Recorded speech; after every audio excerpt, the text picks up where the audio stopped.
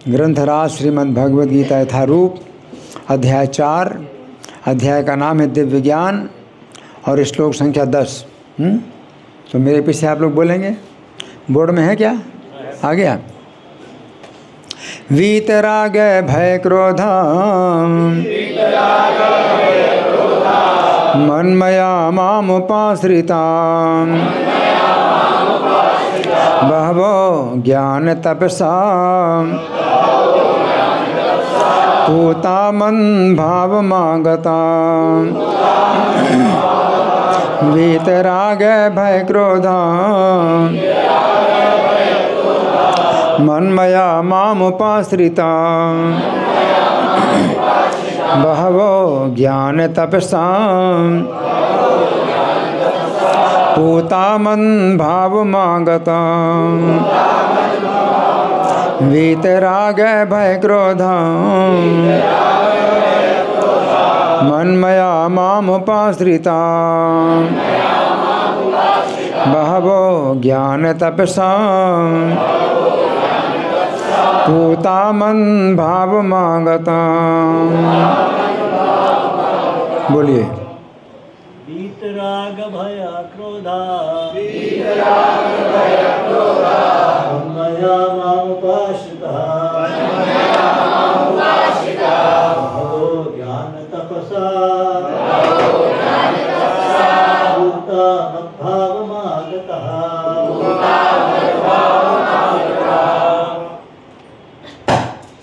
वीतराग भय क्रोध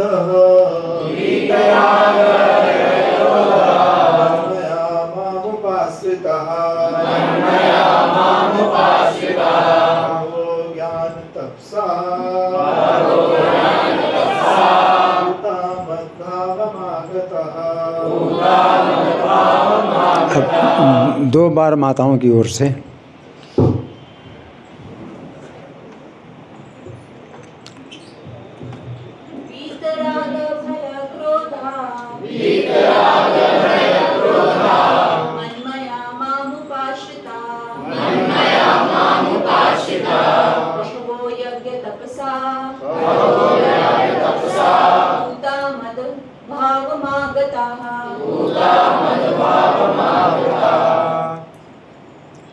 एक और कोई माता? वीतराग भय क्रोधा मन्मया मामुपाश्रिता बहवो ज्ञान तपसा भूता मत भावम आगता। शब्दार्थ बोलिए। वीत मुक्त, राग आसक्ति, भय भय, क्रोधा तथा क्रोध से, मत मया पूर्णतया मुझ में, माम मुझ में, उपाश्रिता पूर्णतया स्थित, बहवः अनेक ज्ञान ज्ञान की तपसा तपस्या से पूताः पवित्र हुआ, मद्भावम मेरे प्रति दिव्य प्रेम को आगताः प्राप्त। अनुवाद मेरे पीछे बोलिए। आसक्ति भय तथा क्रोध से मुक्त होकर मुझ में पूर्णतया तन्मय होकर और मेरी शरण में आकर बहुत से व्यक्ति भूतकाल में मेरे ज्ञान से पवित्र हो चुके हैं। इस प्रकार से उन सबों ने मेरे प्रति दिव्य प्रेम को प्राप्त किया है। अब हम सुनेंगे तात्पर्य प्रभुपाद के द्वारा। श्रील प्रभुपाद की जय। जैसा कि पहले कहा जा चुका है, नहीं मेरे पीछे मत बोलिए। जैसा कि पहले कहा जा चुका है, विषयों में आसक्त व्यक्ति के लिए परम सत्य के स्वरूप को समझ पाना अत्यंत कठिन है।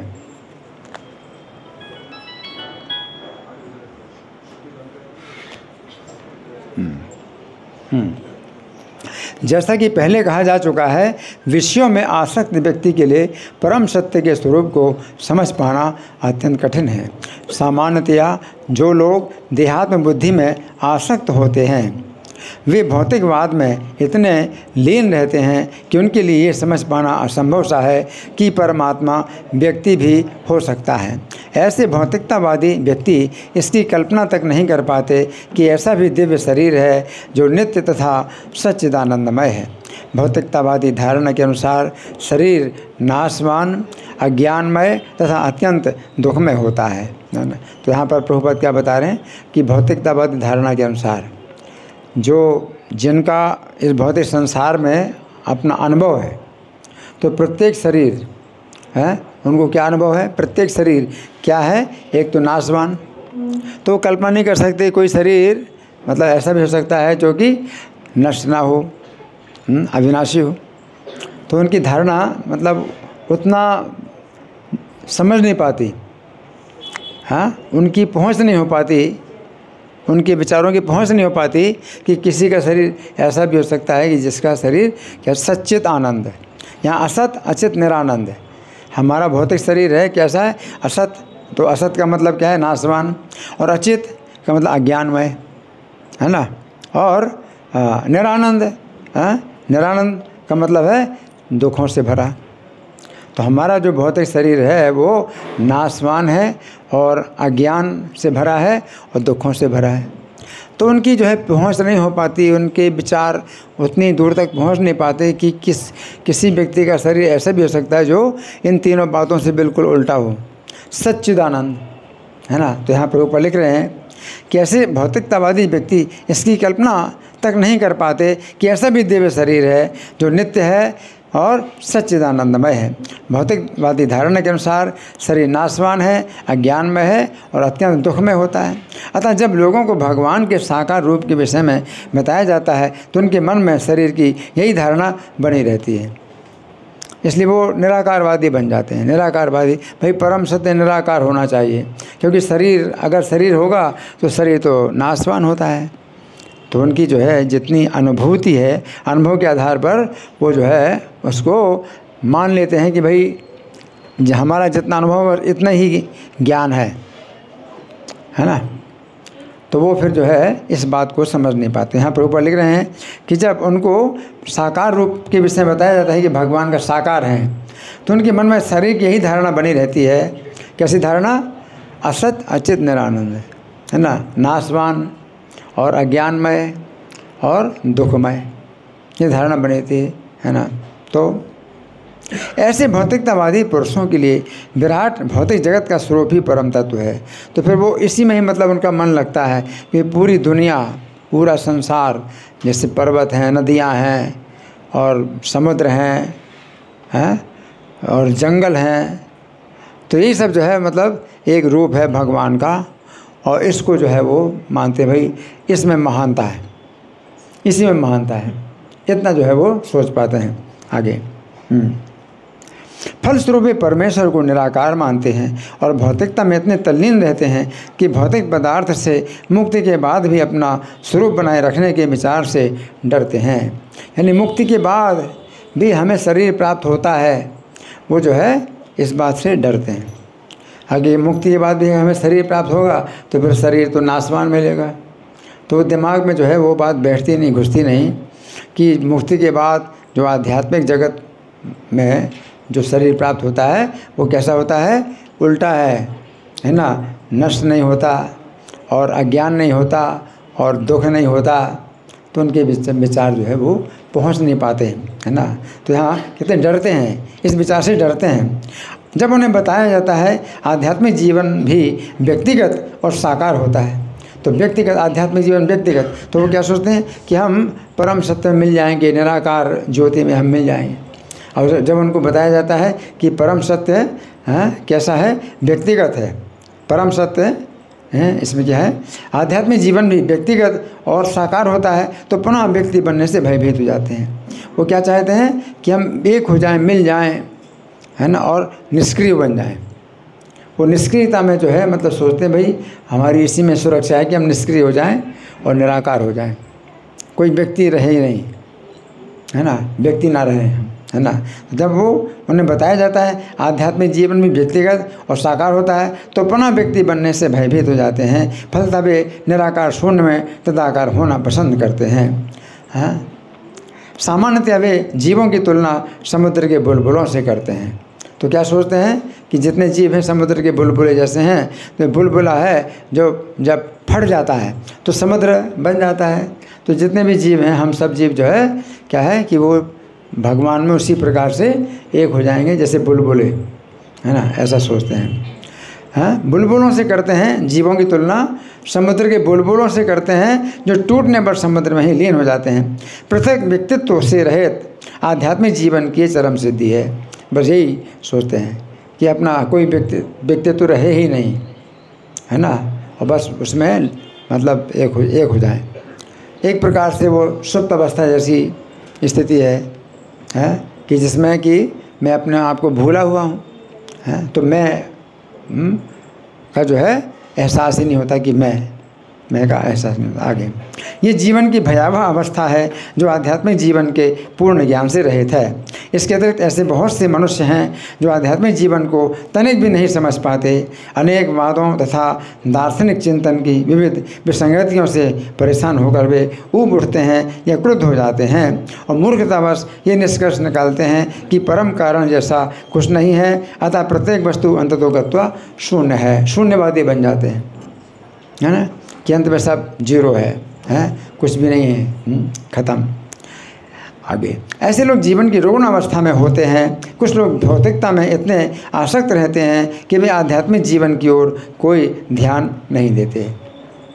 अब भौतिकता में इतने ज़्यादा आसक्त हैं, है ना, अपना घर है, मकान है ना, ये सब जो ऐश्वर्य है, धन संपत्ति है, इसमें आसक्त होते हैं कि आध्यात्मिक जीवन की ओर कोई ध्यान नहीं देते। और कुछ लोग तो निराशावश सभी प्रकार के आध्यात्मिक चिंतनों से क्रुद्ध होकर प्रत्येक वस्तु पर अविश्वास करने लगते हैं।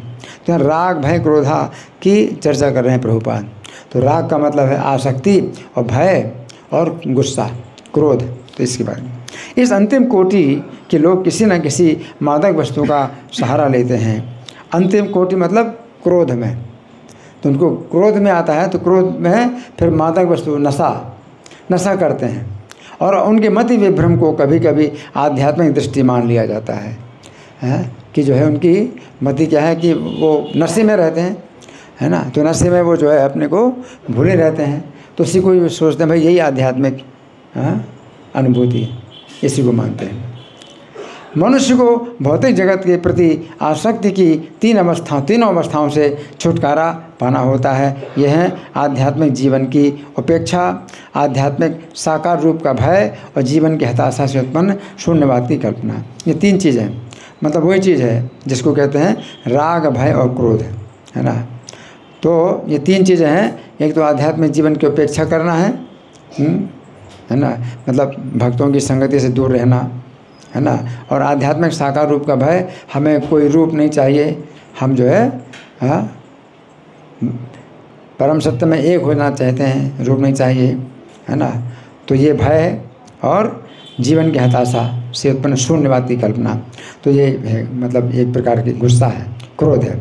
आगे, जीवन की इन तीनों अवस्थाओं से छुटकारा पाने के लिए प्रामाणिक गुरु के निर्देशन में भगवान की शरण ग्रहण करना और भक्तिमय जीवन के नियम तथा विधि विधानों का पालन करना आवश्यक है। भक्तिमय जीवन की अंतिम अवस्था भाव या दिव्य ईश्वरीय प्रेम कहलाती है।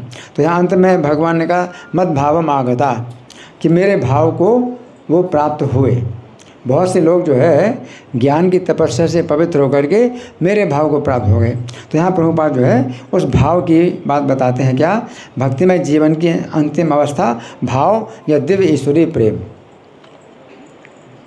तो भक्ति के जो 9 स्तर होते हैं, 9 धरातल, है ना, उसमें अंतिम क्या है, भाव या प्रेम, है ना। 8वां भाव और 9वां प्रेम। तो यहाँ पर भगवान भाव की बात कर रहे हैं, तो प्रभुपाद कहते हैं भाव और प्रेम बहुत निकट के हैं, तो उसी को ही आप समझ लीजिए कि भाव या प्रेम की स्थिति में वो आ जाते हैं। आगे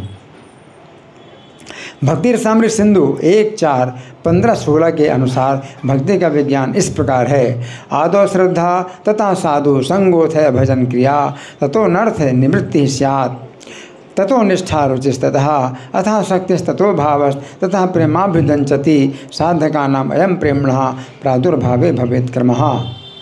तो इसमें ये भक्ति रसामृत सिंधु के 2 श्लोक जो प्रभुपाद उद्धृत कर रहे हैं, ये किस कारण से? क्योंकि श्लोक में भाव शब्द आया है। श्लोक है इसमें, दिखाई दे रहा श्लोक? ये चला गया ख़त्म, आ गया। तो मद भावम आगता, मेरे भाव को प्राप्त हुए।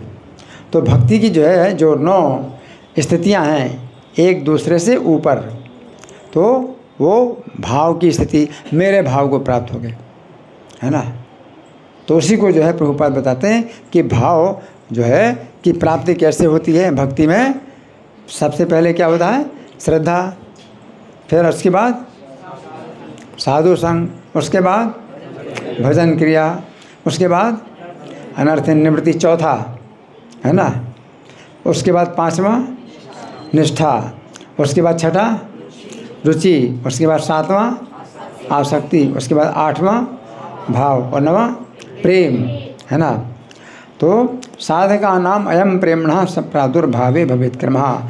साधकों के लिए, भक्ति के साधकों के लिए जो है प्रेम प्राप्त करने के लिए ये क्रम होता है ना। तो ये इतना अच्छा ये जो है ये वर्णन है, रूप गोस्वामी ने इतना अच्छा वर्णन किया है भक्ति के जो है क्रमिक विकास में, कि वो जो है आप अपनी भी स्थिति देख सकते हैं और दूसरों की स्थिति देख सकते हैं कि आप कहाँ पर हैं और कोई दूसरा भक्त कहाँ है।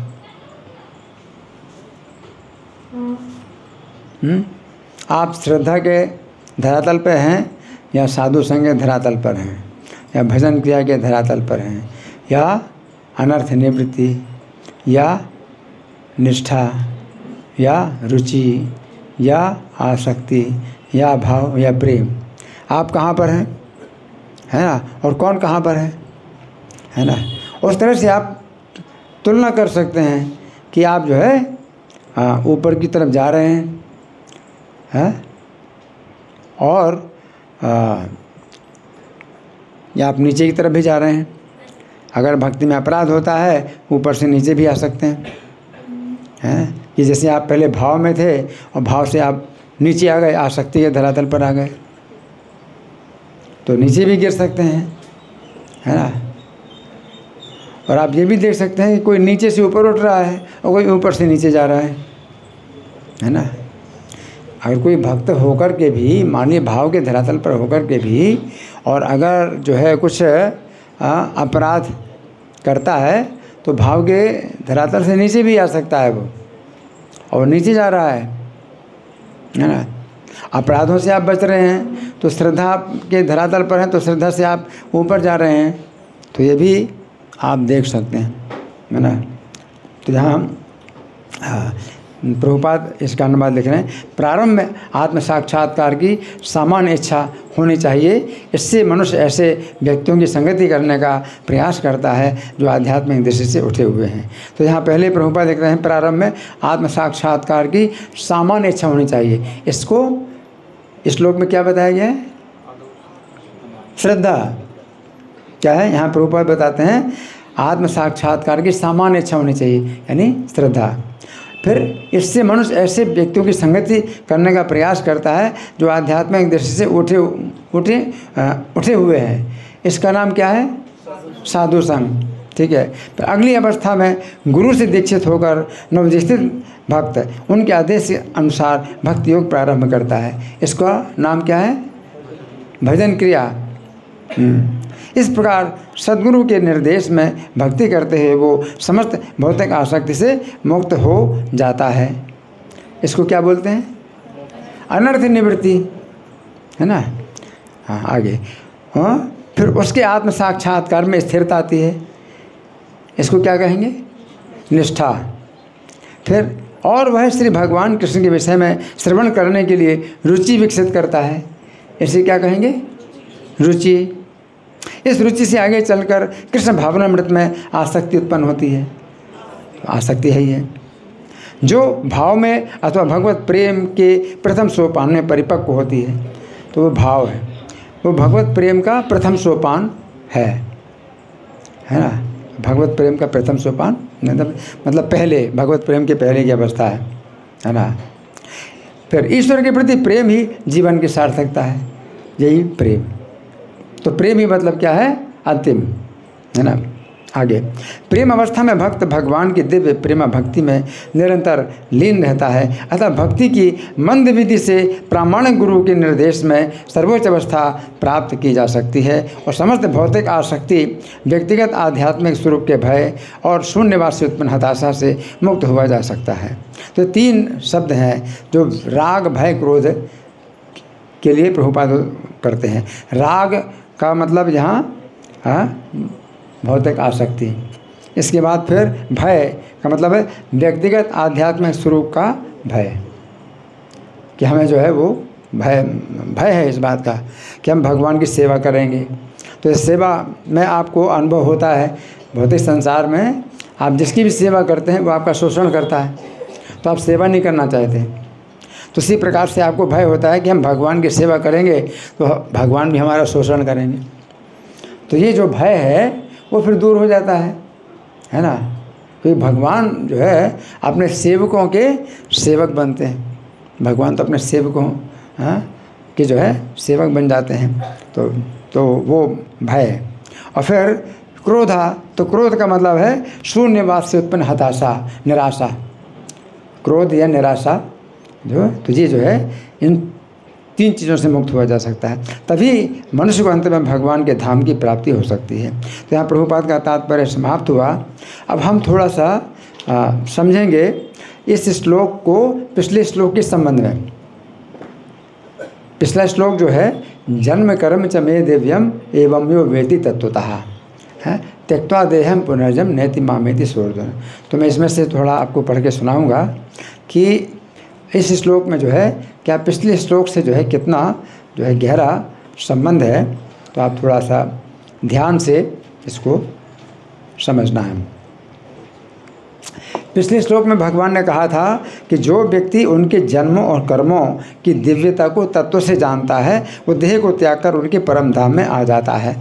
तो भगवान की इस बात से अर्जुन के मन में प्रश्न उठा। ठीक है, तो पिछले श्लोक से जो है इस श्लोक का क्या संबंध है? अर्जुन के मन में प्रश्न उठा पिछले श्लोक से। अर्जुन के मन में प्रश्न उठा कि क्या ऐसा व्यक्ति अत्यंत दुर्लभ है कि श्री कृष्ण के जन्मों तथा कर्मों की दिव्यता को तत्व से जानता हो। क्यों? क्योंकि भगवान ने एक वचन में कहा, पिछले श्लोक में भगवान ने जो बात कही एक वचन में कही, एवं यो वेति तत्वतः। एक वचन है, जो जानता है तत्व से, है ना। हरि बोल। अब नींद आ रही है।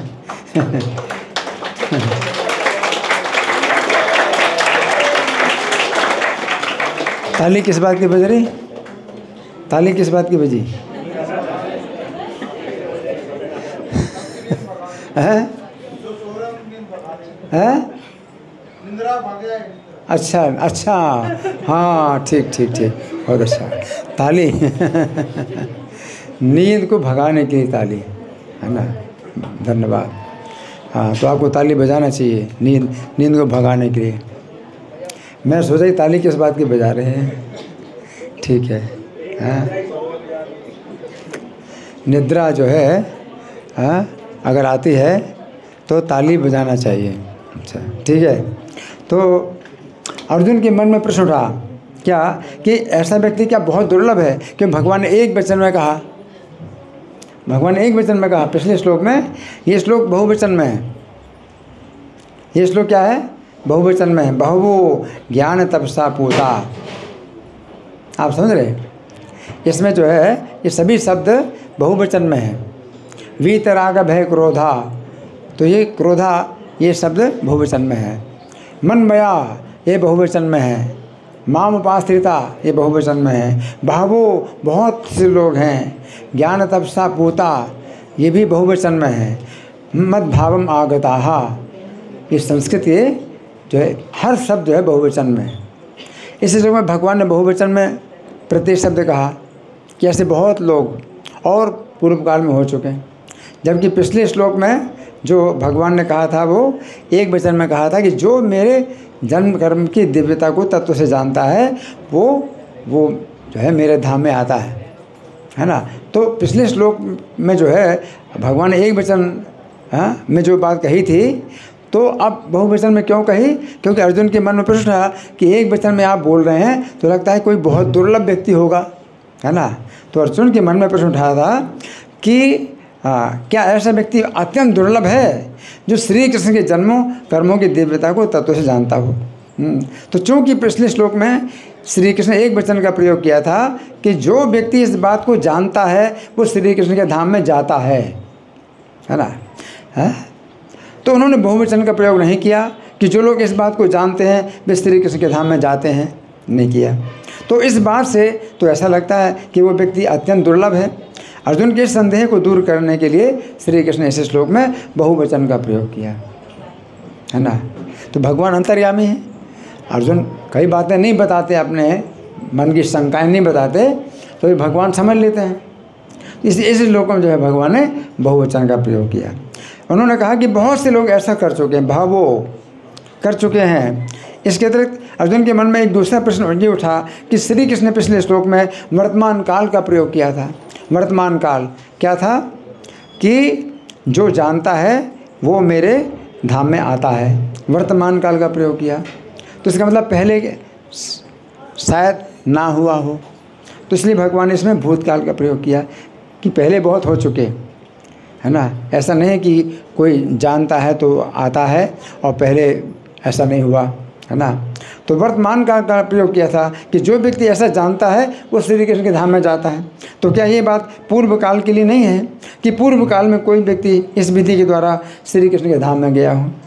अर्जुन के संदेह को दूर करने के लिए श्री कृष्ण ने इस श्लोक में पूर्व काल का प्रयोग किया है ना।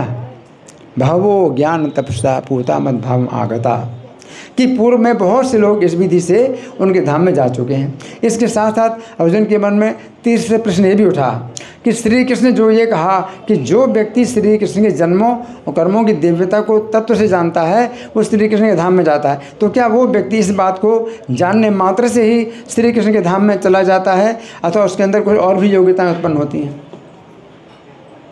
भगवान ने कहा जो तत्व से जानता है तो भगवान के धाम में चला जाएगा। तो तत्व से जानने मात्र से चला जाता है या कुछ योग्यताएं आती हैं जाने की, ये पता होना चाहिए, है ना। तो अर्जुन के मन में ये संदेह हुआ कि कुछ और योग्यताएं उत्पन्न होती हैं या इतने से चला जाएगा, है ना। अर्जुन के इस संदेह को दूर करने के लिए श्री कृष्ण ने इस श्लोक में उन योग्यताओं का भी वर्णन किया, और ये भी कहा कि ये सभी योग्यताएं व्यक्ति को इस विधि के द्वारा प्राप्त होती हैं। तो अर्जुन के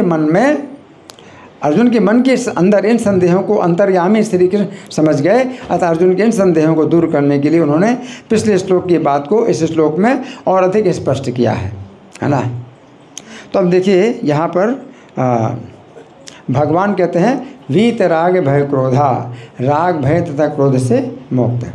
तो इस श्लोक में भगवान ने जो ये कहा था कि जो लोग मेरे जन्मों और कर्मों की दिव्यता को जानते हैं मेरे धाम में प्रवेश करते हैं, तो उस समय भगवान ने ये नहीं बतलाया था कि उनके धाम में प्रवेश करने की क्या योग्यताएं हैं तथा क्या ये सभी योग्यताएं उन व्यक्तियों के अंदर आती हैं अथवा नहीं। तो यहाँ पर भगवान अपने धाम में प्रवेश करने की पहली योग्यता का वर्णन कर रहे हैं तथा ये भी कह रहे हैं कि पूर्व काल में ऐसे बहुत से लोग हो चुके हैं जिन्होंने उनके जन्मों और कर्मों की दिव्यता को जान करके ये सभी योग्यताएं प्राप्त की हैं, है ना। अब राग का मतलब क्या है? वीत राग। तो गीता 14:7 में भगवान कहते हैं रजो रागात्मकम विद्धि, अर्थात रजोगुण रागात्मक है। इसका अर्थ है कि रजोगुण का स्वरूप राग है ना। गीता 18:27 में भगवान ने रजोगुणी कर्ता का लक्षण बताया कि रागी कर्म फल प्रेपसुर। रजोगुणी कर्ता कैसा है? रागी है, कर्म फल की इच्छा करने वाला, होता है। इन सब बातों से पता चलता है कि राग का अर्थ है ऐसे व्यक्तियों और ऐसी वस्तुओं के प्रति प्रियता का संबंध होना जिनके द्वारा व्यक्ति को इंद्रिय तृप्ति प्राप्त होती है। राग है ना। तो हमें समझना चाहिए कि जहाँ राग है वहाँ पर द्वेष भी अवश्य है। राग और द्वेष जो है साथ साथ चलते हैं। जहाँ राग है वहाँ द्वेष भी अवश्य है ना। जिस प्रकार एक सिक्के के दो पहलू होते हैं, एक सिक्के में चित और पट है ना। तो ये नहीं होता कि भाई सिक्का जो है एक हम मतलब पाना चाहते हैं और दूसरा हिस्सा ना पाना चाहिए, दोनों हिस्से मिलेंगे है ना। तो उसी प्रकार से राग, अगर आपके अंदर राग है तो द्वेष भी आपके अंदर आएगा है ना। तो यदि किसी व्यक्ति के अंदर राग है तो उसके अंदर द्वेष भी भरा हुआ है। रजोगुणी व्यक्ति के अंदर कुछ वस्तुओं और कुछ व्यक्तियों के प्रति तीव्र राग भरा होता है। ये प्रेम नहीं है, ये प्रेम नहीं है, राग है। परंतु सामान्य रूप से लोग इस राग को प्रेम समझते हैं। रजोगुणी व्यक्ति उन वस्तुओं और व्यक्तियों से राग करता है जो उसकी इंद्रिय तृप्ति में सहायता करते हैं अथवा समर्थन करते हैं, परंतु उसके अंदर राग के साथ साथ द्वेष भी भरा होता है। द्वेष उन वस्तुओं और व्यक्तियों के प्रति होता है जो उसकी इंद्रिय तृप्ति में बाधक होते हैं। राग और द्वेष। उदाहरण के लिए दुर्योधन ने गीता 1:11 में कहा था उसकी सेना के सभी योद्धा मिलकर भीष्मदेव की रक्षा करें।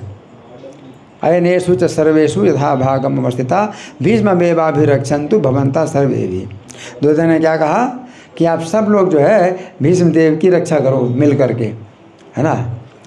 अब ये क्या है, क्या भीष्मदेव के प्रति सेवा की भावना है? नहीं, भीष्मदेव के प्रति सेवा की भावना नहीं है, बल्कि उसकी जो है शोषण की भावना है, राग है ना। तो भीष्मदेव की रक्षा करें, तो ये उसका भीष्मदेव के प्रति राग है, क्योंकि वो भीष्मदेव की वीरता का उपयोग करके अपने भोगों की प्राप्ति करना चाहता है।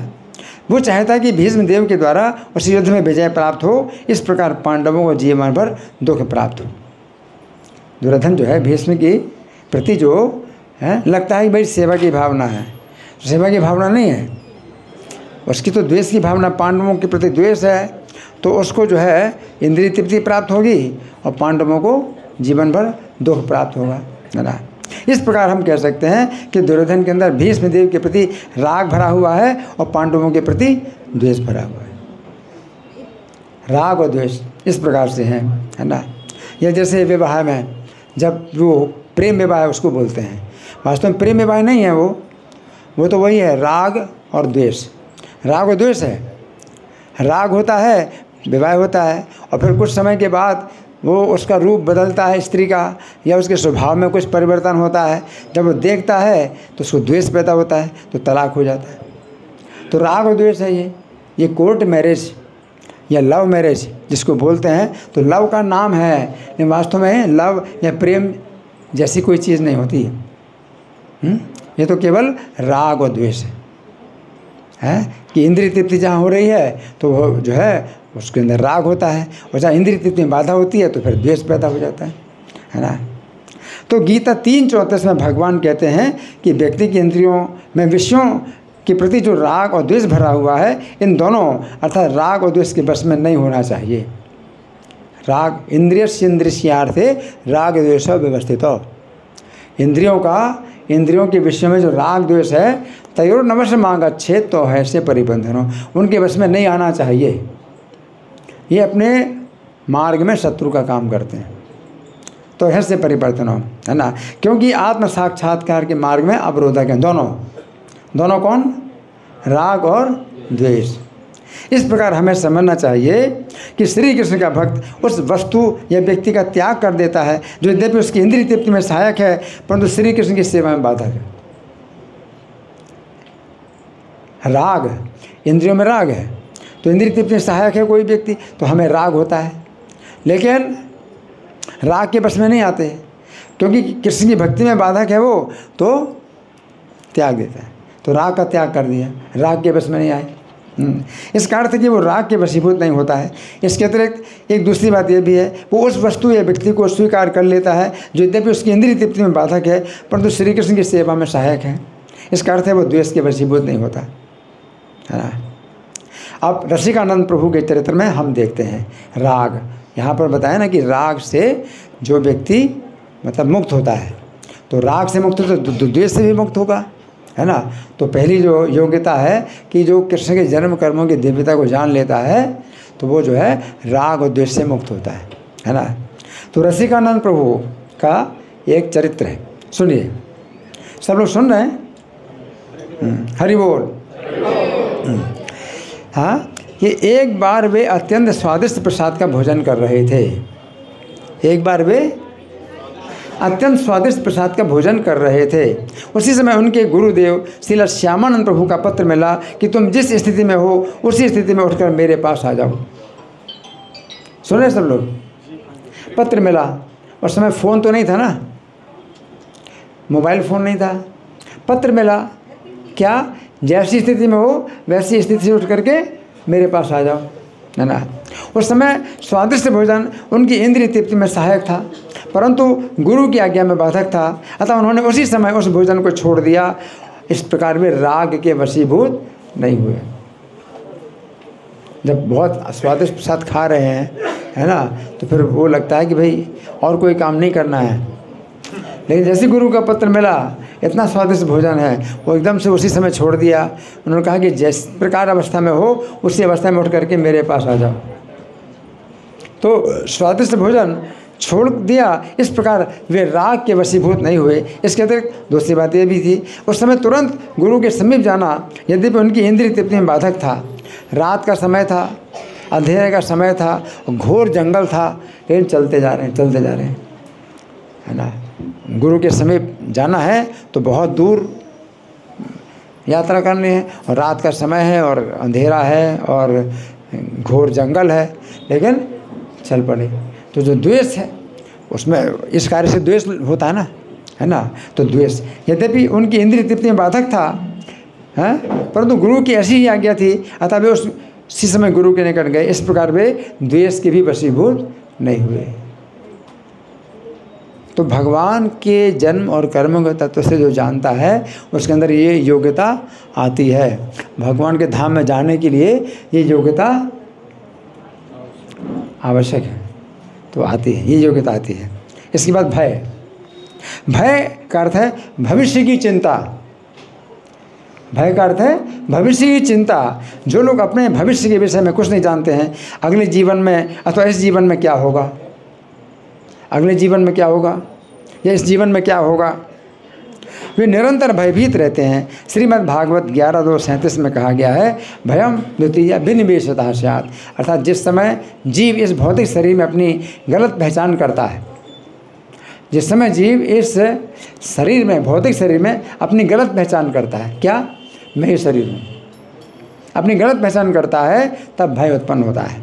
इस प्रकार जब जीव भगवान से मुख मोड़ लेता है, इस प्रकार जब जीव भगवान से मुख मोड़ लेता है तो भगवान के दास के रूप में अपनी स्वाभाविक स्थिति को भूल जाता है।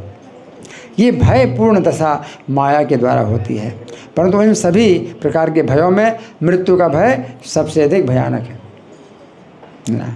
चूँकि श्री कृष्ण का भक्त देहात्म बुद्धि से मुक्त होता है, अतः उसे मृत्यु का कोई भी भय नहीं होता। फिर दूसरे प्रकार के भय उसके अंदर किस प्रकार हो सकते हैं। तो भगवान के धाम में जाने से पहले ही ये योग्यताएं आती हैं। राग से वो मुक्त हो जाता है, और राग के साथ में द्वेष भी से मुक्त हो जाता है। फिर भय से मुक्त हो जाता है, और उसमें मृत्यु का भी भय है, मृत्यु के भय से भी मुक्त हो जाता है। अब सुनिए बड़े ध्यान से। हाँ, भय से मुक्त होने की एक विशेष घटना जैमिनी अश्वमेध पर्व के 19वें अध्याय में वर्णन आता है कि जिस समय युधिष्ठिर महाराज के अश्वमेध यज्ञ का घोड़ा चंपापुरी नामक नगर में पहुंचा। महाभारत के युद्ध के बाद युधिष्ठिर महाराज ने अश्वमेध यज्ञ किया था, तो अश्वमेध यज्ञ का घोड़ा चंपापुरी में पहुंचा। उस समय वो ये समझ करके अर्जुन अपनी सेना के साथ घोड़े की रक्षा कर रहे हैं, राजा हंसध्वज ने घोड़ा पकड़ लिया। चंपापुरी के राजा हंसध्वज घोड़ा पकड़ लिया। राजा हंसध्वज की आज्ञा से उनका पुत्र सुधन्वा अर्जुन के साथ युद्ध करने के लिए आया। अश्वमेध यज्ञ में ही होता है कि घोड़ा पकड़ा जाता है। जो राजा घोड़ा पकड़ेंगे तो घोड़े के पीछे जो सेना है जो घोड़े की रक्षा कर रही है वो उसको जीतेगी, उस राजा को जीतेगी और घोड़ा को छुड़ाएंगे। इस प्रकार से विजय प्राप्त करते हैं, पूरे पृथ्वी पर विजय प्राप्त करते हैं। अश्वमेध यज्ञ इस प्रकार से होता है। तो हंसध्वज का पुत्र कौन है? सुधन्वा। क्या कौन है? नाम बहुत पवित्र है, सुनने से कान पवित्र होंगे, बोलने से मुंह पवित्र होगा। कौन है उसका पुत्र? सुधन्वा। ये हंसध्वज का पुत्र कौन है? सुधन्वा। तो वो अर्जुन से युद्ध करने के लिए आया। उस समय सुधन्वा की इच्छा थी, उस समय सुधन्वा की इच्छा थी कि वो अर्जुन के समक्ष अपना पुरुषार्थ भी दिखाए और अर्जुन के बाण के द्वारा अपना शरीर भी त्यागे। मृत्यु से कोई भय नहीं, मृत्यु से कोई भय नहीं। उसकी इच्छा है अर्जुन के बाण के द्वारा शरीर त्यागे, अर्जुन का अपना पुरुषार्थ भी दिखाए, अर्जुन के बाण के द्वारा शरीर भी त्यागे। जिस समय अर्जुन ने सुधन्वा के सिर को काटने के लिए अपना बाण छोड़ा, सुधन्वा के सिर को काटने के लिए अर्जुन ने अपना बाण छोड़ा, उस समय वो बाण अग्नि की लपटें उगल रहा था, जिससे भयभीत होकर आकाश में स्थित अप्सराएं भाग गईं और देवतागण भी भयभीत हो गए। आकाश में देवता अप्सराएं सब देख रहे थे युद्ध को। तो अर्जुन के उस बाण की लपटों से जो है अप्सराएं भाग गईं और देवता भी भयभीत हो गए हैं। उस बाण के भयंकर शब्द से सभी बाजे विदीर्ण होकर नष्ट हो गए। युद्ध के बाजे भी बजते हैं, सब बाजे भी नष्ट हो गए। संपूर्ण भूमंडल भयभीत हो गया, परंतु सुधन्वा भयभीत नहीं हुआ। सुधन्वा भयभीत नहीं हुआ। सुधन्वा ने श्री कृष्ण का नाम उच्चारण करते हुए अपने बाण के द्वारा अर्जुन के उस बाण को काट दिया, क्योंकि उसकी इच्छा थी कि पुरुषार्थ दिखाऊं मैं, तो अपना पुरुषार्थ दिखा दिया, अर्जुन के बाण को काट दिया। परंतु चूंकि इस बाण के अग्रभाग में श्री कृष्ण ने अपना विश्वरूप स्थापित किया था, अतः उस बाण के अग्रभाग ने उछलकर सुधन्वा के मस्तक को काट लिया।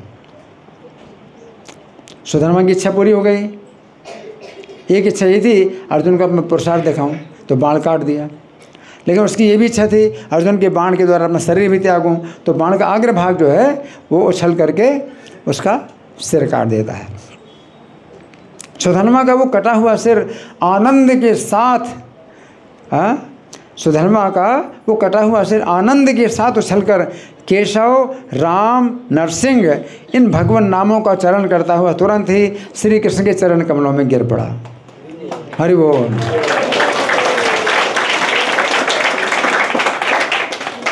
सिर का कटना भी जो है एक आनंद की बात है।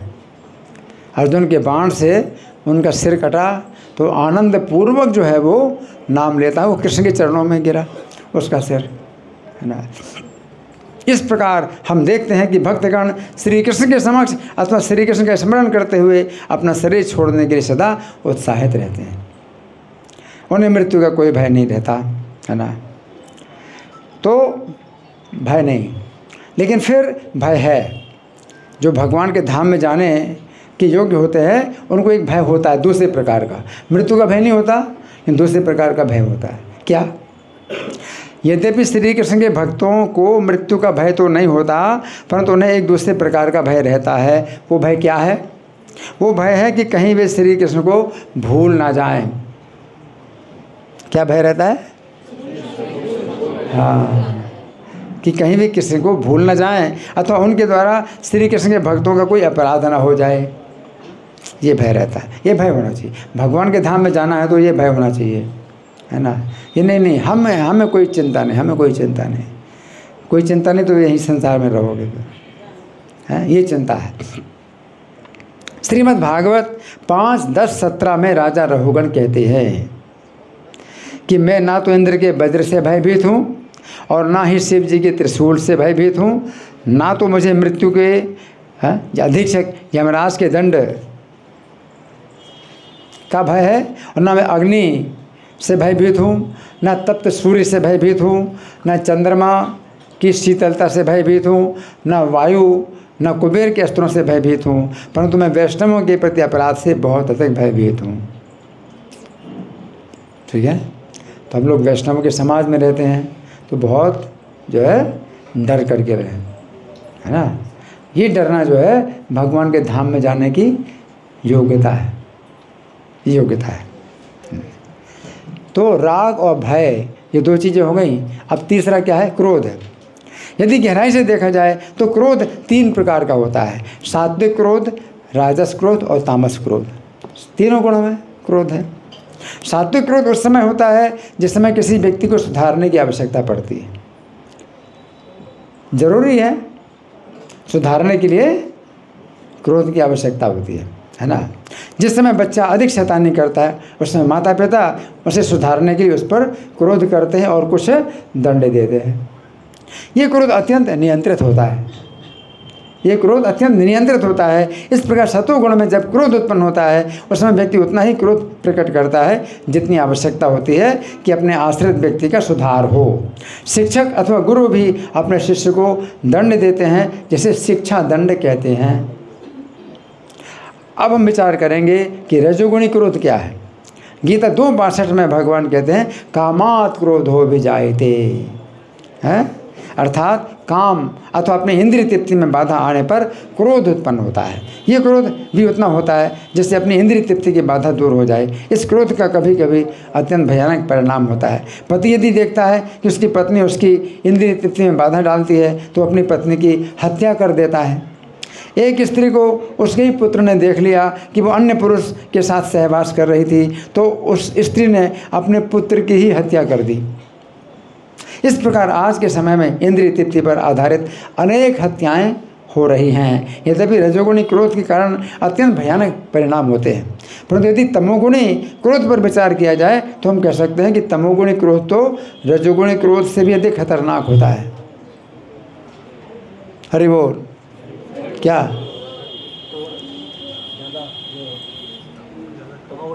क्या कहा मैंने? हाँ, तमोगुणी क्रोध रजोगुणी क्रोध से अधिक भयानक होता है। रजोगुणी क्रोध तो काम से उत्पन्न होता है, परंतु तमोगुणी क्रोध तो अहंकार से उत्पन्न होता है। इस क्रोध के द्वारा रुद्र संपूर्ण सृष्टि का विनाश करते हैं। असुरों के अंदर तमोगुणी क्रोध होता है जिसके द्वारा वे बिना किसी कारण अपने से निर्बल व्यक्ति का विनाश कर देते हैं। तमोगुणी क्रोध ऐसे होता है, क्रोध से अपने से निर्बल व्यक्ति का विनाश कर देते हैं। आजकल आतंकवादी लोग भी बम विस्फोट के द्वारा अधिक से अधिक निर्दोष व्यक्तियों की हत्या करने का प्रयास करते हैं। कभी कभी तो ये लोग अपनी जान देकर भी अधिक से अधिक लोगों की हत्या करने का प्रयास करते हैं, है ना। ये तमोगुण। तो चूंकि श्री कृष्ण का भक्त रजोगुण और तमोगुण से ऊपर उठ जाता है, अतः उसके अंदर ना तो इंद्रिय तृप्ति में बाधा आने पर क्रोध उत्पन्न होता है, न ही अहंकार के कारण क्रोध उत्पन्न होता है ना। तो श्रीमद् भागवत 1:2-18-19 में श्री शुद्ध गोस्वामी कहते हैं कि भागवत की कक्षाओं में क्या, भागवत की कक्षाओं में नियमित उपस्थित रहने और शुद्ध भक्तों की सेवा करने से हृदय के सारे दुख लगभग विनष्ट हो जाते हैं। नष्ट प्रायेषु भद्रेषु नित्यम भागवत सेवया, है ना। और श्री कृष्ण में अचल भक्ति स्थापित हो जाती है। भगवती उत्तम श्लोके भक्तिर्भवति नैष्ठिकी। अचल भक्ति के होने पर प्रकृति के रजोगुण तमोगुण के प्रभाव जैसे काम वासना और लोभ आदि हृदय से लुप्त हो जाते हैं, है ना। भक्तिर्भवति नैष्ठिकी तदा रजस्तमो भावा काम लोभादयस्य चेत एते अनाविधम स्थितम सत्वे प्रसीदति, है ना। उस समय भक्त सत्व गुण में स्थित होकर परम सुखी हो जाता है। तो उक्त श्लोक में तात्पर्य में श्रील प्रभुपाद लिखते हैं भक्तिमय सेवा का प्रभाव रजोगुण तथा तमोगुण के इन प्रभावों के पूर्ण निराकरण होने पर प्रकट होता है। तब भक्त तुरंत ही सत्वगुण में स्थित हो जाता है और वो उन्नति करता हुआ वासुदेव के पद अथवा शुद्ध सत्व की ओर उठने को अग्रसर होता है। भक्त सदैव शुद्ध सत्व में रहता है, अतः वो किसी को हानि नहीं पहुँचाता, किंतु अभक्त चाहे कितना भी शिक्षित क्यों न हो सदैव हानि पहुँचाता है ना। अब यदि हम राग भय और क्रोध इन तीनों भावों का रजोगुण की स्थिति में विचार करें तो हम पाते हैं तीनों बातें एक दूसरे से जुड़ी हुई है। राग भय क्रोध, ठीक है। जिस समय रजोगुणी व्यक्ति विषयों में राग करता है उस समय जिस व्यक्ति के द्वारा उसकी इंद्रिय तृप्ति में बाधा आती है, उस व्यक्ति से या तो उसे भय उत्पन्न होता है या उस पर क्रोध आता है। राग से या तो भय पैदा होगा या क्रोध पैदा होगा, है ना। जिस व्यक्ति ने उसकी इंद्रिय तृप्ति में बाधा उत्पन्न की, यदि वो व्यक्ति अधिक बलवान है तो भय उत्पन्न होता है, और यदि उससे निर्बल है तो क्रोध उत्पन्न होता है। तो राग से या तो भय पैदा होगा या क्रोध पैदा होगा, है ना। इस प्रकार हम देखते हैं कि रजोगुणी राग का परिणाम या तो भय होता है अथवा क्रोध होता है। चूँकि श्री कृष्ण का भक्त रजोगुण से ऊपर उठ जाता है, अतः उसे वीतराग भय क्रोधा कहा जाता है। तो इस तरह से इसकी चर्चा तो बहुत लंबी है। तो अभी हमारे पास समय कितना है? अभी समय है, कितना समय है? आधा घंटा समय है ना। तो आधा घंटा के समय में आप लोगों के साथ में कुछ और प्रश्नोत्तर कर सकते हैं, मंथन कर सकते हैं। इस श्लोक की व्याख्या बहुत लंबी है। अभी तो वीतराग भय क्रोधा है, इसके बाद मन मया, फिर माम उपाश्रिता, फिर बहवो ज्ञान तपसा, ज्ञान की तपस्या। तो इसमें बड़ी लंबी व्याख्या है ना। रोचक है, वो भी बहुत रोचक है, लेकिन ज़्यादा ज़रूरी है आप लोगों के साथ में कुछ शंका समाधान, कुछ प्रश्न उत्तर मंथन। तो आप लोगों की ओर से कोई मंथन है, कोई प्रश्न है, या मैं प्रश्न करूँ?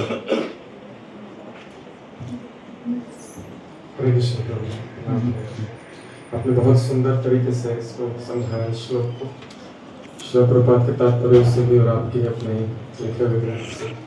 तो जी मेरा एक प्रश्न इसमें है, इससे जो श्रील प्रभुपाद ने लिखा है कि लोग हतोत्साहित हो जाते हैं, बहुत सारी चीज़ें सुनते हैं, बहुत तरह से सुनते हैं, तो हतोत्साहित हो जाते हैं। जीवन की हताशा वाला उसमें वर्ड आया था, श्रील प्रभुपाद ने लिखा। तो प्रभु जी मेरा इसमें प्रश्न ये है कि जब हम बुक्स में स्टैंडर्ड देखते हैं, भक्ति के स्टैंडर्ड्स, वैष्णवों के प्रति सेवा के स्टैंडर्ड्स, ये सब चीज़ें देखते हैं, और प्रैक्टिकली जब हम अपने ऑन ग्राउंड अपना अगर अवलोकन करते हैं कि हम किस स्तर पे हैं, तो बहुत ज़्यादा डिफरेंस नज़र आता है। और स्लोली ग्रेजुअली टाइम बीतता जाता है और इम्प्रूवमेंट अगर नहीं होता है तो फिर एक स्टेज ऐसा लगता है कि हम हतोत्साहित होने लगे। तो जो प्रभुपाद लिख रहे हैं वो उस स्थिति में हम आ जाते हैं। तो ऐसे में क्या करना चाहिए कि हम हतोत्साहित ना हो? हाँ, बहुत अच्छा। देखिए, इस संबंध में निश्चित रूप से आप जो है अगर तुलना करें तो आप जो है देख सकते हैं कि आपकी कितनी जो है सुधार हुआ, कितना सुधार हुआ, आप देख सकते हैं, है ना। आपको लगता है तो बड़ी निराशा लगती है, लेकिन अगर आप गहराई से देखें तो आप देख सकते हैं कि 1 साल पहले आपके मन में कितना अनर्थ था और अब कितना 1% सुधार हुआ है, 2% सुधार हुआ है, 3% सुधार हुआ है। वो आप देख सकते हैं। अगर आपका जो है अपराध नहीं हो रहा है, अगर आपके भक्ति में अपराध नहीं है, नाम के अपराध से अगर आप बच करके रहते हैं, तो आप देख सकते हैं 1 साल पहले आपके जो है दृष्टि में जो है माया का आकर्षण कितना था, और अब आप देखते हैं तो आपकी दृष्टि में आप कितना 1% कम हुआ। आकर्षण तो अभी भी है, आकर्षण तो अभी भी है, लेकिन पहले से 1% कम हुआ, 2% कम हुआ, 3% कम हुआ। तो इस तरह से अगर आप देखें तो पिछले जीवन में आप कितने गिरे हुए थे, कितने पतित थे, और कितनी बुरी हालत थी आपकी कि आपके अंदर कितना गुस्सा आता था, कितना ये होता था, है ना। अब आप जो है उसमें काफ़ी आपके अंदर सुधार हो गया, है ना।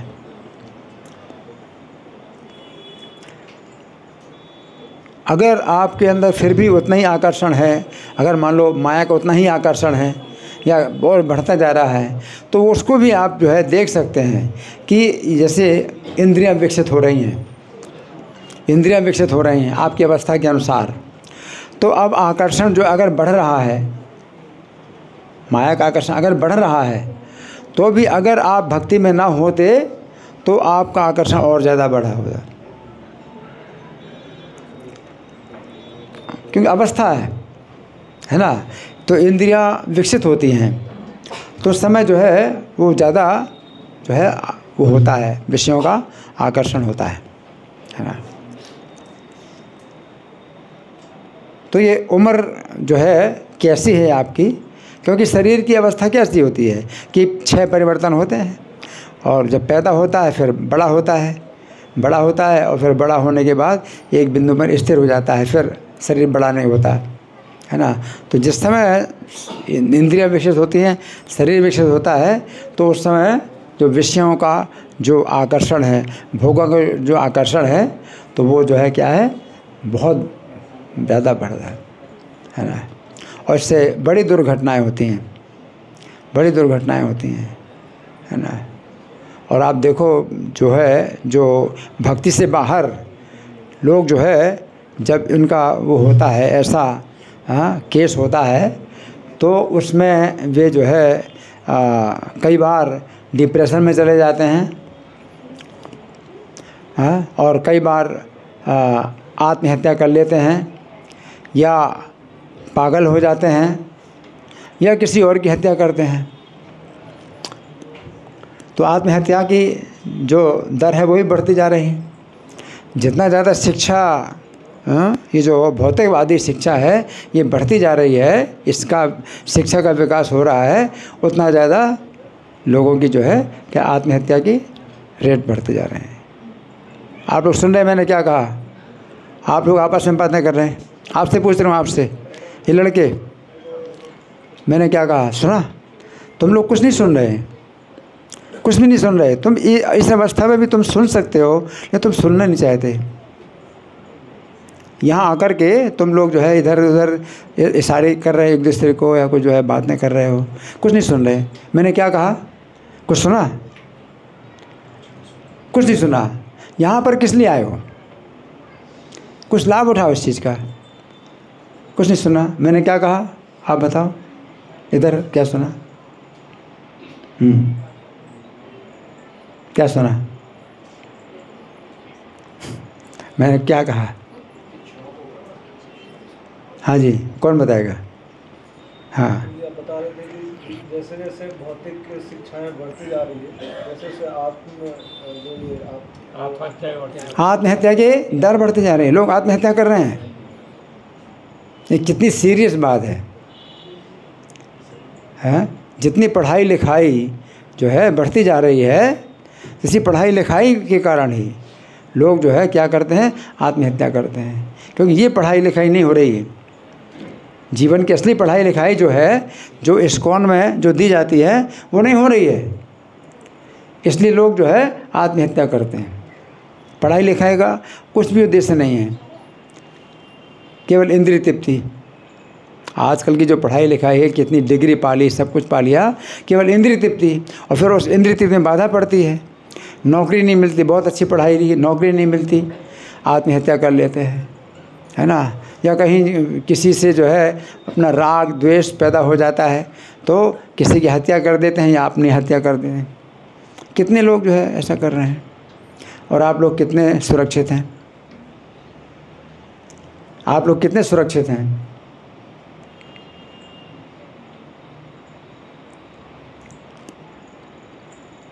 अनिद्रा की बीमारी होती है, नींद नहीं आती है, लोग नींद की गोलियां खाते हैं। लेकिन जो है नाम जप करते हैं, हरे कृष्ण का जाप करते हैं और प्रवचन सुनते हैं, उनको जो है अनिद्रा की बीमारी नहीं होती। नींद भी आती, कथा में ही नींद आती है।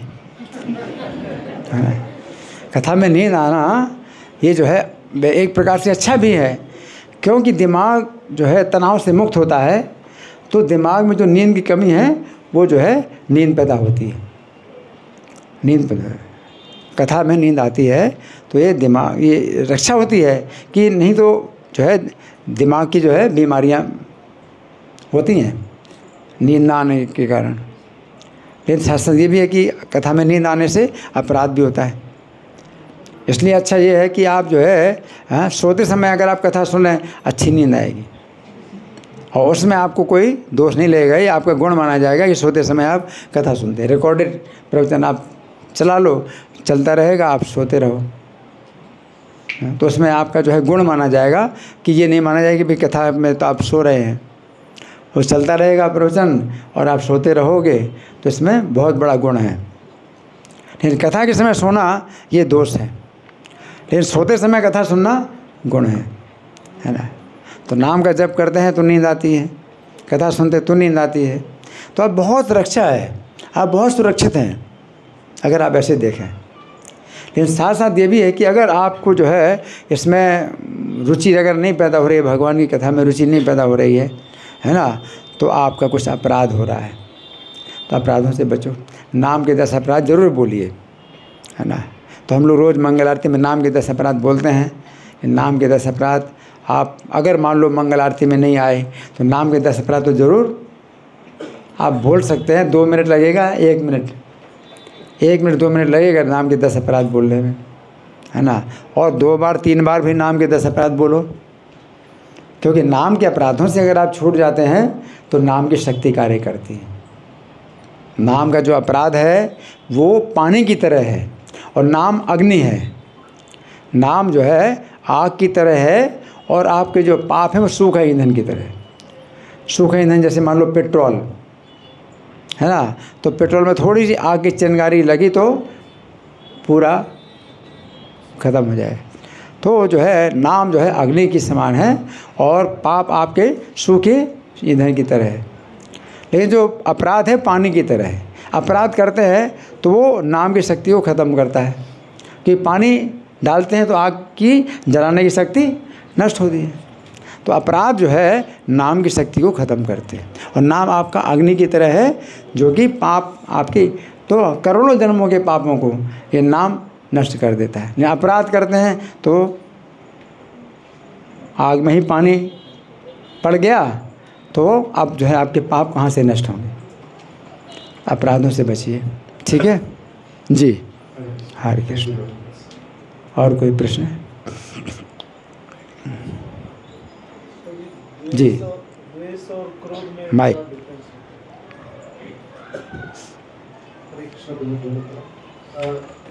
क्रोध और द्वेष में क्या? हाँ, अच्छा प्रश्न है। क्रोध और द्वेष में क्या अंतर है? देखिए, राग के साथ में द्वेष और काम के साथ क्रोध है, ये द्वंद्व है ना। काम क्रोध और राग द्वेष, है ना। हालांकि तो है तो रजोगुण की स्थिति है। रजोगुण की स्थिति में राग द्वेष भी होते हैं और काम क्रोध भी होते हैं, रजोगुण की स्थिति में होते हैं, है ना। तो क्रोध में क्या होता है? क्रोध में नष्ट करने की इच्छा होती है कि भाई नष्ट करना है, चाहे उस व्यक्ति को नष्ट करें या उसकी कोई चीज़ नष्ट करें, कुछ ना कुछ जो है नष्ट करने की इच्छा होती है, वो क्रोध है जो है होता है। और द्वेष में होता है कि नष्ट करने की इच्छा नहीं होती है, लेकिन नष्ट हो जाए, वो द्वेष की इच्छा होती है कि मैं कुछ ना करूं, मैं क्रोध ना करूं, लेकिन किसी प्रकार से इनका अनिष्ट हो जाए, तो वो द्वेष। राग और द्वेष जो है ये एक प्रकार से थोड़ा दूरी बनी रहती है उसमें, और काम और क्रोध जो है ये बहुत निकट के शत्रु होते हैं। तो काम और क्रोध जो है ये क्या है? पाप कराते हैं। राग द्वेष जो है ये मन से आप द्वेष करते हैं तो वो भी एक प्रकार का वैष्णव अपराध तो ये भी है। वैष्णव के जो है 6 अपराध में है, द्वेष करना भी और क्रोध करना भी। ये दोनों 6 अपराधों में से एक अपराध द्वेष करना भी है और एक अपराध क्रोध करना भी है। हाँ। हम नाम के 10 अपराध बोलते हैं तो पहला अपराध है वैष्णव निंदा। लेकिन वैष्णवों की निंदा को जो है अब आप अगर और देखें गहराई से तो वैष्णव के जो 6 अपराध हैं वो इसके अंदर आ जाते हैं। 6 अपराध। हंति, वैष्णव को पीट देना पहला अपराध। निंदति, निंदा करना दूसरा अपराध। द्वेष्टि, द्वेष करना तीसरा अपराध है। हंति निंदति वैद्वेष्टि। वैष्णव ना भी नंदति, वैष्णव का सम्मान नहीं करना चौथा अपराध। क्रोधते, क्रोध करना पांचवा अपराध। जायते नो हर्षम, हर्ष ना प्रकट करना। तो ये जो है 6 वैष्णव के अपराध है। तो नाम का जो पहला अपराध है वैष्णव निंदा, तो उसको जो है आप ये मत सोचिए कि भाई हम निंदा तो नहीं करते हैं, तो हम नाम का पहला अपराध नहीं कर रहे हैं। तो वैष्णव की निंदा 6 प्रकार से होती है। आप अगर पीट देते हैं किसी वैष्णव को तो आप कहें हमने तो निंदा नहीं की, तो और ज़्यादा आपने कर दिया, है ना।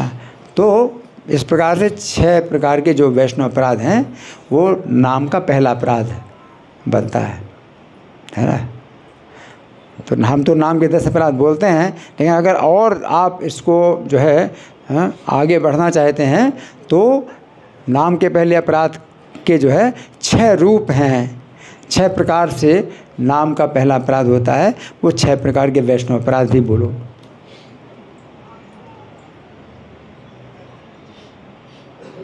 ठीक है ना जी। और कोई माता जी?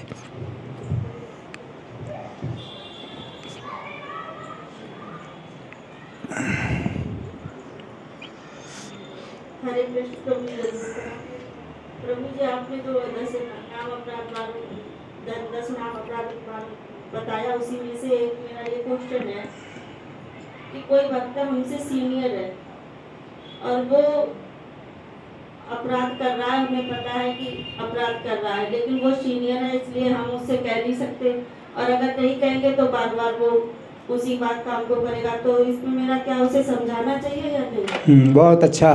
देखिए ये जो है बड़ी व्यवहारिक बातें हैं और इन पर जो है विशेष रूप से विचार करना चाहिए।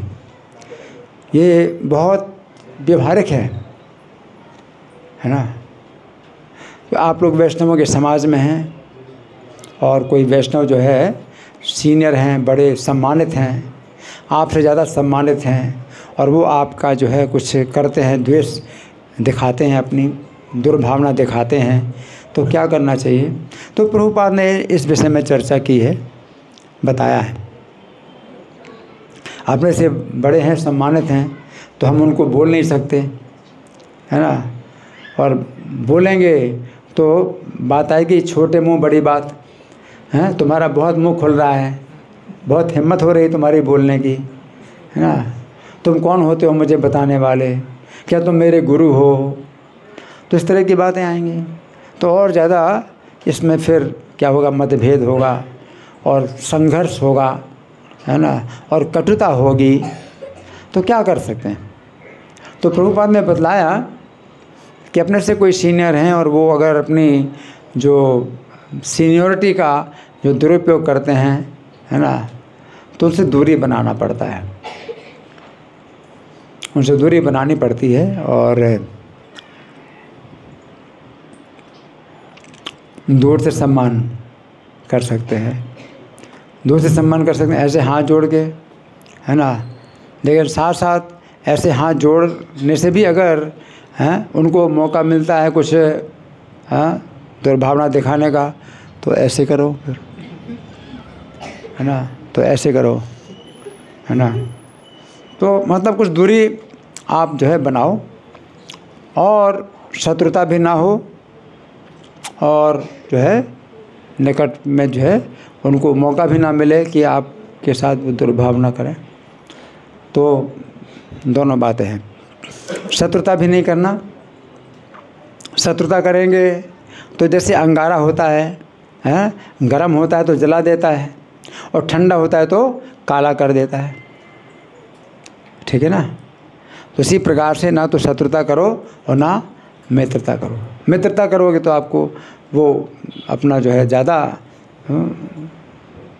दुर्भावना दिखाएंगे, और शत्रुता करोगे तो फिर वो जो है और ज़्यादा आपके ऊपर हावी हो जाएंगे। तो शत्रुता भी ना हो, मित्रता भी ना हो, दूरी बनानी पड़ती है। ठीक है माता जी? जी, हरि बोल। और कोई प्रश्न है?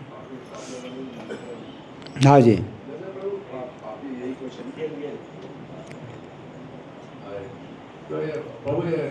आप जो होते हैं वो उनको निमंत्रण नहीं देते, जैसे आप जो होते हैं, जैसे जेल में रहते हैं, ऐसे जो काफी जो लोग रहते हैं उनको तो फिर निमंत्रण नहीं मिलता ना, समाज के वजह तो इसमें जो समाज का वो डिस्क्रिमिनेशन नहीं है, नहीं नहीं नहीं, आपकी बात है ना वो कुछ विषय से अलग लग रही है मुझे तो। किसी को प्रति वो नहीं करना, भेदभाव तो पापियों को निमंत्रण दे। अभी तो देखिए, अभी ये हमारा जो विषय है ये भक्ति के क्षेत्र में है कि हम भक्तों में कैसी भक्ति में कैसे उन्नति करें, इस विषय में। और कोई प्रश्न किसी का? माइक मंद, हाँ चल, हाँ मुझे आपने बहुत अच्छे से बताया, बहुत पॉइंट लेना पसंद है, मैंने कवर किया। तो मुझे मेरा क्वेश्चन ये है कि जो ये दुष्नाम अपराध आते हैं, हम रोज पढ़ते भी हैं लेकिन फिर भी अपराध मुक्त नहीं हो पा रहे। दूसरे जो राग द्वेष क्रोध है, ये भी मेरा अहंकार, इसमें मुक्ति नहीं हो पा रही। तो मुझे थोड़ा मार्गदर्शन करिए कैसे ये तो डेवलप हो, कैसे हम बचें और भैया और ये जो राग द्वेष अहंकार है अगर क्या हो रहा है उससे बचें और अपना रूप भक्ति तरफ मुक्ति में लगे रहें। हाँ, तो देखिए ये चिंता जो है होनी चाहिए। ये चिंता ही आपको जो है भक्ति में आगे बढ़ाएगी। चिंता होनी चाहिए, है ना। श्रद्धा के बाद साधु संग होता है, साधु संग के बाद फिर भजन क्रिया होती है। तो भजन क्रिया में आपके जो है कुछ नियम, आप जो है कुछ इनमें आप अपनी शक्ति लगाइए, नियमों का पालन करने में अपनी शक्ति लगाइए, अपना समय लगाइए और विशेष परिश्रम करिए नियमों का पालन करने में, तो भजन क्रिया कहलाती है। और भजन क्रिया से अनर्थ दूर होते हैं, तो ये लंबा समय लेता है, बहुत लंबा समय लेता है ना। लेकिन मैंने यही बताया कि वो अनर्थ जो है आपके हैं, बहुत अनर्थ हैं इसके, लेकिन इन अनर्थों के कारण जो भक्ति से बाहर के लोग हैं, वो कितनी उनकी जो है दुर्घटनाएं होती हैं, कितने उनके द्वारा वो होते हैं, है ना। हाँ, मतलब पागलपन में आ जाते हैं, डिप्रेशन में आ जाते हैं, या दिमाग में मतलब कई बीमारियां होती, दिमाग की अनेक तरह की बीमारियां होती हैं। तो आप उनसे बचे हैं, आपकी बहुत रक्षा हो रही है ना। लेकिन फिर भी अगर देखें तो संसार दामनल, ये संसार रूपी जंगल की आग है। तो जैसे आग है, इसी प्रकार काम की अग्नि, क्रोध की अग्नि, है ना, काम क्रोध लोभ की अग्नि, इसमें जल रहे हैं। तो हम जो है इतने से संतुष्ट नहीं होते कि भाई बाहर, इस्कॉन के बाहर की समाज में तो इतनी बड़ी बड़ी दुर्घटनाएं होती हैं, तो इस्कॉन में तो नहीं हो रहा है ऐसा। तो इतने से आप संतुष्ट मत होइए, बल्कि इसको जो है शांत रहिए। ये आग जो है अंदर से तो फिर भी आपको जला ही रही है। और हम जरा भी जलन नहीं चाहते कि एक चिंगारी भी अगर आपकी उंगली को जलाती है, तो वो भी नहीं चाहते कि एक चिंगारी जलाए, है ना। ये थोड़े नहीं भाई आपका हाथ नहीं जला तो चलो ठीक है, एक चिंगारी जला दे तो वो भी आपको जो है कम नहीं लगता है कि भाई ये कम है। बिल्कुल नहीं चाहते हम भी इसको, तो बिल्कुल नहीं चाहते। तो आप कितनी जल्दी से जल्दी आप जो है इस काम अग्नि, क्रोध अग्नि, द्वेष की अग्नि, इनसे आप कितनी जल्दी मुक्त होएं, ये आपकी जो है चिंता होनी चाहिए, है ना।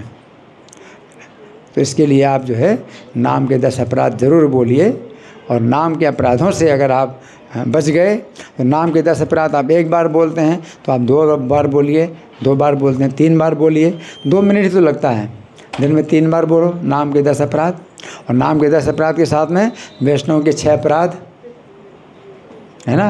आपकी अगर इच्छा होगी, आप नाम का जप कर रहे हैं, तो नाम के जप के समय भी आपकी अगर ये भावना होती है कि ये नाम जो है मुझको अपने 10 अपराधों से छुड़ा दे, हे नाम प्रभु आप मुझे अपने अपराधों से मुझे बचाओ, तो नाम प्रभु ये भी कर देंगे। अगर आपकी यही प्रार्थना है नाम से कि मैं आपके 10 अपराधों से बचूं, अनजाने में और अनजाने में मेरे अपराध ना हो। अनजाने में भी अपराध अगर हो रहा है तो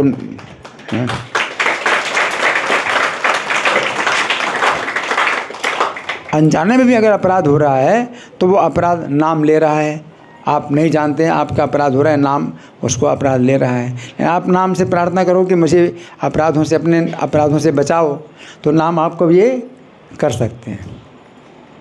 नाम प्रभु आपका ये काम कर सकते हैं अगर आप कहोगे, और नहीं कहोगे तो नाम जो है आपके अपराधों को ले रहा है। क्योंकि नाम जो है चेतन है, चैतन्य रस विग्रह। नाम चिंतामणि कृष्ण चैतन्य रस विग्रह। ये जो भगवान का नाम है ये पूर्ण चेतन है, हाँ? पूर्ण मुक्त पूर्ण मुक्तो नित्य शुद्धो, नित्य मुक्तो पूर्ण शुद्धो, अभिन्नत्वात् नाम नामिनो। तो ये जो नाम है ये जो है पूर्ण चेतन है ना। तो ये जो है आपके अपराधों को ले रहा है नाम। लेकिन अगर आप कहोगे मेरे अपराधों को मत लो, मेरे अपराध हाँ को क्षमा करो, मेरे अपराध, मुझे अपराधों से बचाओ, तो वही नाम जो है आपके अपराधों को ना लेगा, है ना। अगर बहुत जो है मान लीजिए आपका मेरे साथ बहुत घनिष्ठ संबंध है और बहुत आप सेवा कर रहे हैं, तो मैं आपके कुछ अपराधों को जो है कहूँगा कोई बात नहीं की ना, तो नहीं मानेंगे। तो नाम प्रभु जो है आपके अपराधों को नहीं मानेंगे। तो ये भी कर सकते हैं आप। अगर कहोगे नाम प्रभु से कि मेरे अपराधों को आप मत मानो, हैं, तो ऐसा कर सकते हैं नाम प्रभु। लेकिन आपको कहना पड़ेगा, आपको प्रार्थना करनी पड़ेगी। तो आप जो है इस तरह से अगर जो है हाँ, उसी को कहते हैं विनम्रता, कि आपके अंदर विनम्रता होनी चाहिए, है ना। रघुनाथ दास गोस्वामी जो है 1000 बार प्रणाम करते थे श्री कृष्ण को और 2000 बार प्रणाम करते थे वैष्णवों को। तो प्रणाम, है ना, हम जो है भक्तों को प्रणाम करें, है ना। तो ये सब जो है कुछ वैष्णव शिष्टाचार होते हैं कि जिनसे कि हम जो है अपराधों से बच पाते हैं। ठीक है जी।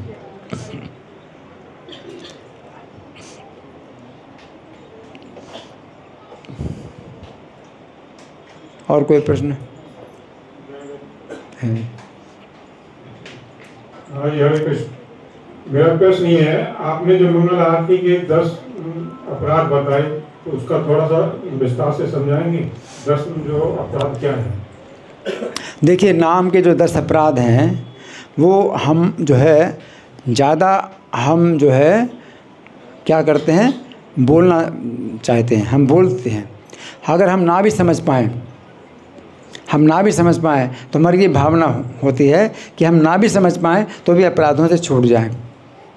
अगर आप नाम के 10 अपराध बोलते हैं, ठीक है, तो पहले तो है आप बोलिए, नाम के 10 अपराध बोलिए। आपके पास अगर नहीं है तो आप जो है उनको प्राप्त कीजिए, लिखित रूप में प्राप्त कीजिए और उनको पढ़िए, रोज़ पढ़ो इनको, ठीक है। अब कुछ समझ में आए, कुछ समझ में ना आए, तो भी आपकी प्रार्थना यही होनी चाहिए कि समझ में आता है, मुझे नहीं आता है, लेकिन मेरे अपराध ना हो, अपराधों से मेरी रक्षा हो, तो वो ज़्यादा ज़रूरी है। आप समझ पाते हैं, नहीं समझ पाते हैं, लेकिन अपराध ना हो मुझसे, तो ये हमारी ज़्यादा चिंता है कि मैं समझ पाऊँ या ना समझ पाऊँ, लेकिन अपराधों से बच जाऊँ, ठीक है ना। जाने में अनजाने में, लेकिन अपराध ना हो मुझसे, तो मुझे बचाओ, मेरी रक्षा करो। और मेरी शक्ति नहीं है, अपराधों से छूटने की शक्ति मेरे पास नहीं है, हैं, आप मुझे जो है अपनी शक्ति से बचा लो, है ना। तो अपराध होते हैं, आप सुनते हैं। अभी पहले ही अपराध की मैं मतलब बताता हूँ कि कितनी मतलब कठिनाइयाँ हैं कि आपके सामने कोई किसी वैष्णव की निंदा करता है और आपको सुनना पड़ता है। कभी मीटिंग में भी जो है कुछ बात होती है तो मीटिंग में जो भक्त नहीं है उसकी निंदा शुरू कर देते हैं और सब लोग उसमें शामिल होते हैं, है ना। और आप कुछ नहीं बोल रहे तो भी सुन रहे हैं, तो भी इसमें अपराध बनता है। तो ऐसे कई बातें होती हैं कि जिसमें हम जो है अपराध हमें बन जाता है, हमारा अपराध बन जाता है जबकि हमने कुछ नहीं किया। जैसे देवानंद पंडित थे, तो देवानंद पंडित जो है भागवत कथा सुनाते हैं और उसी कथा में श्रीवास पंडित जो है सुनने के लिए आया कथा, और भागवत कथा को सुन करके उनको जो है इतना जो है प्रेम हुआ कि वो जो है रो पड़े, प्रेम से वो रो रहे हैं, है ना। और जो देवानंद पंडित कथा कर रहे हैं उनको भागवत का उतना जो है ज्ञान नहीं, उनको उतना अनुभव हो ही नहीं कथा का, है ना। और जो दूसरे शिष्य लोग थे वो भी अज्ञानी थे। तो श्रीवास पंडित जो है जो रो रहे थे उस कथा के शब्दों को सुन करके, हाँ, तो वो जो है जितने शिष्य लोग थे वो बोले कि अरे भाई ये तो हमारे अध्ययन में बाधा डाल रहा है, इसके मारे तो हम जो है अध्ययन नहीं कर पा रहे भागवत का, है। तो देवानंद पंडित व्यासन पर बैठे और वो सब देख रहे हैं और उनके सामने ही शिष्यों ने श्रीवास पंडित के हाथ पैर पकड़ करके और उठा करके बाहर कर दिया उनको। तो देवानंद पंडित को अपराध लगा, ज़्यादा अपराध देवानंद पंडित को लगा कि उनके सामने जो है देवानंद पंडित चुप रहे और उनका चुप रहना मौनम स्वीकृति लक्षणम, वो चुप रहे तो वो स्वीकृति उनकी मौन स्वीकृति उनको मिल गई। तो देवानंद पंडित का कितना बड़ा अपराध हो गया।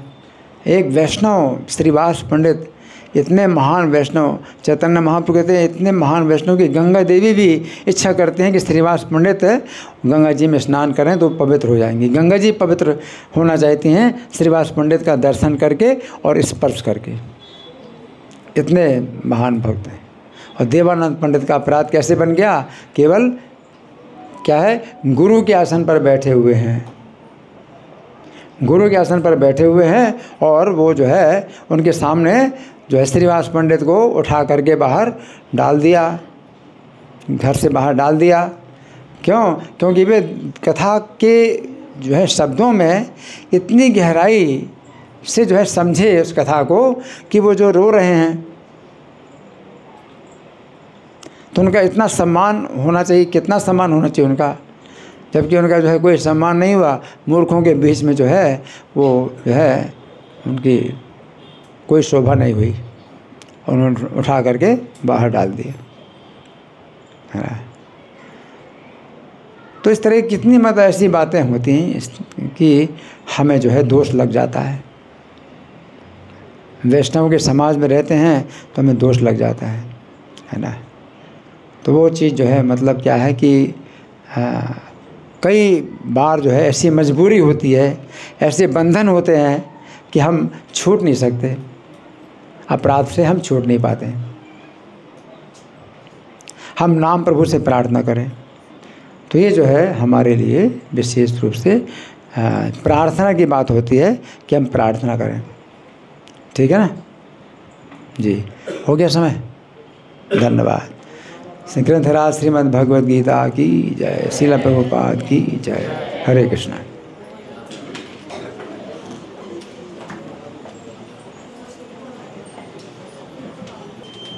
हरे कृष्णा। बैठे रहिए अपने स्थान पर भी सभी भक्त। कार्यक्रम पूरा नहीं हुआ तो प्रभु जी का हम धन्यवाद करेंगे। प्रभु जी ने इतनी गहराई से इतने महत्वपूर्ण श्लोक को इतने तत्वों के साथ में है ना, एक एक शब्द को समझाते हुए और प्रैक्टिकली कैसे इसको अप्लाई करें हमें प्रभु जी ने बताया। आप सभी के इतने सारे प्रश्न थे, उन प्रश्नों का भी बहुत ही प्रैक्टिकल आंसर्स प्रभु जी ने दिए। सभी के मन में इस तरह की जिज्ञासाएं आती हैं, हमसे अपराध हो जाते हैं वैष्णवों के प्रति, भक्ति में प्रैक्टिकल श्लोक के माध्यम से। प्रभु जी का हम हृदय से धन्यवाद करना चाहेंगे और सभी मिलकर जोर से बोलिए हरे कृष्णा कृष्णा कृष्णा हरे हरे, हरे राम राम राम हरे।